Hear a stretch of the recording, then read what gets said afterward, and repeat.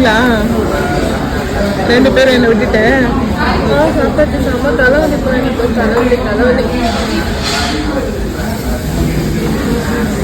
என்ன சாப்பிட்டீங்க? நான் சப்பாத்தி சாப்பிட்டேன். என் வயிறுக்கு அது பத்தலை அப்படின்னு சொல்லிட்டு அடுத்து இடியாப்பம்ல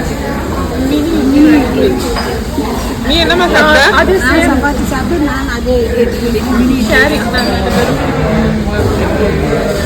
நம்ம எல்லாம் சாப்பிட்டாச்சு. பைரவிக்கு நம்ம வீட்டில் போய் தான் முட்டை போட்டு ராயல் கண்ணன் போடணும். ராயல் கண்ணி இருக்கு அது போடணும்.